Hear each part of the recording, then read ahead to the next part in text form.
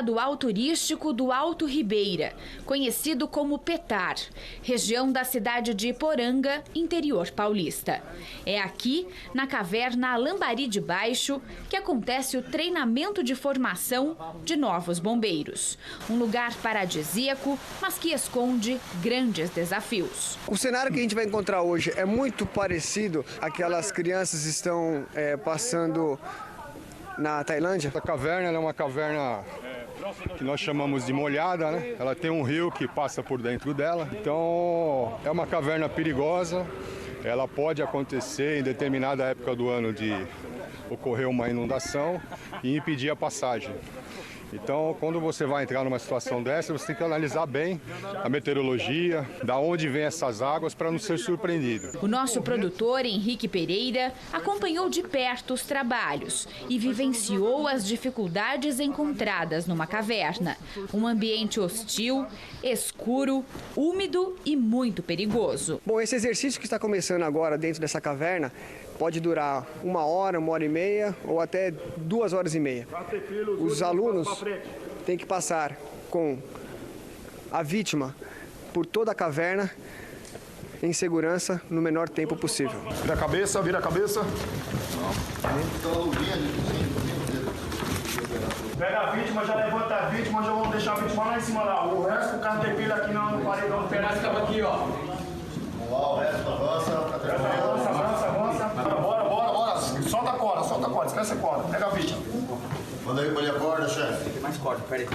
Coloca a vítima aqui, ó, nessa posição aqui, ó. 1, 2. Enfia arremate, né? 1, 2.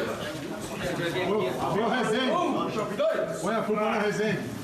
Esse é um momento bem delicado aqui do resgate, onde a vítima ela está sendo ancorada por uma corda e ela vai passar Não deixa essa marca virar. rocha, Pode virar a marca. quase que em 90 graus. Precisa um ali também, ó. Coronel, esse é um dos trechos mais complexos dessa travessia.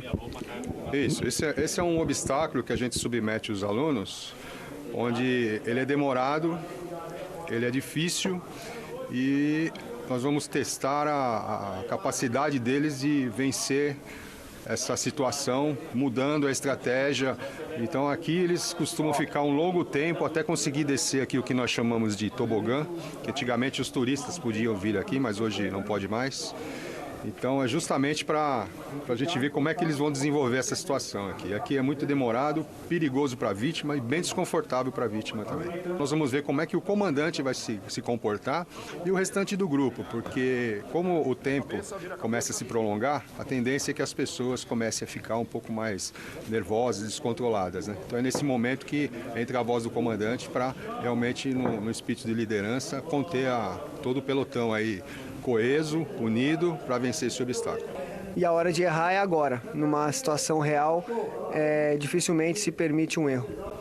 A hora de errar é agora, com certeza. Mas mesmo aqui também erra, mas tem um limite esse erro. Mas aqui ele é totalmente controlado, né? Temos vários instrutores.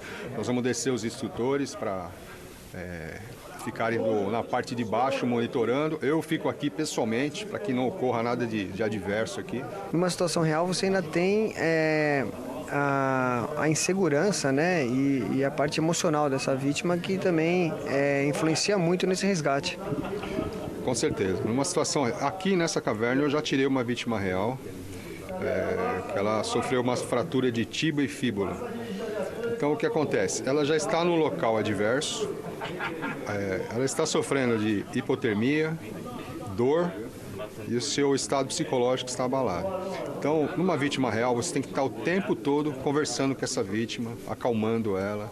Em momento algum, os companheiros que estão em volta podem falar: nossa, esse obstáculo é muito difícil, vai dar... Porque tudo isso aí a vítima está ouvindo, tudo que a gente fala, ela está ouvindo.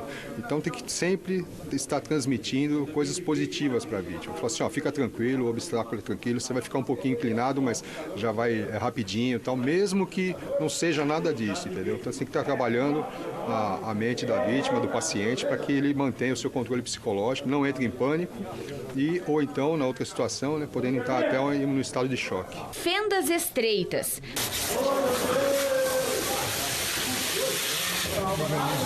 Passar por aqui já é difícil.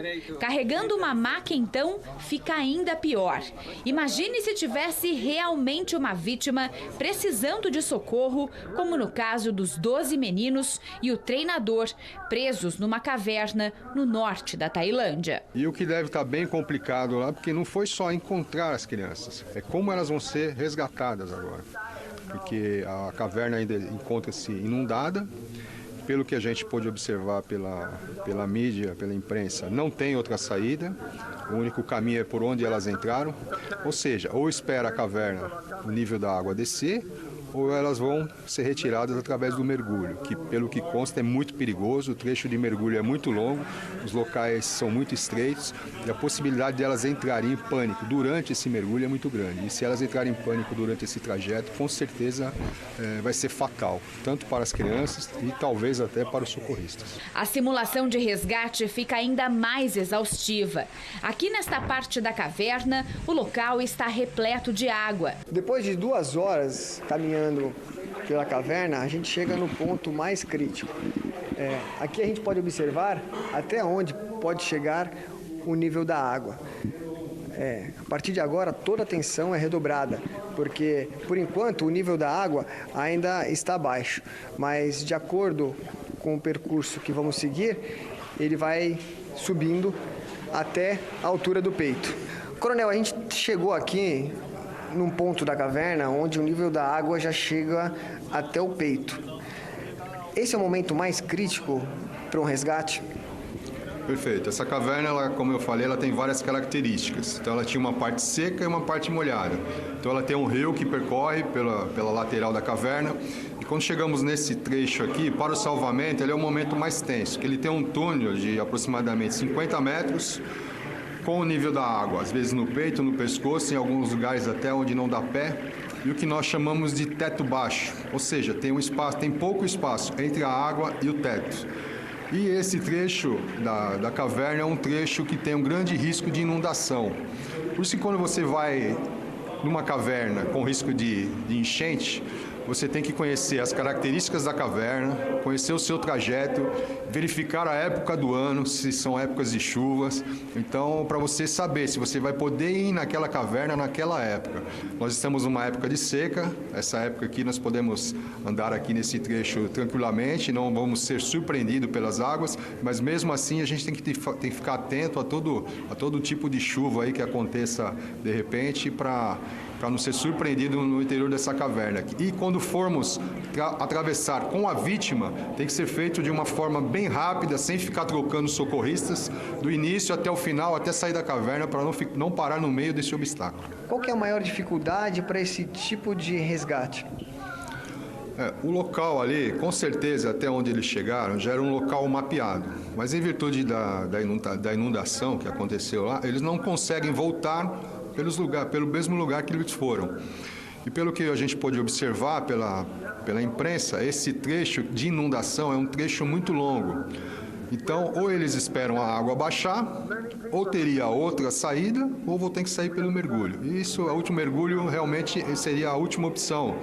São crianças na faixa etária de 10 a 12 anos, não tem experiência nenhuma de mergulho. O mergulho em caverna é o mergulho mais difícil e perigoso que existe. O trecho é longo, ou seja, para terminar essa situação vai ser bem complicada, vai ter que ser uma tomada de decisão muito importante.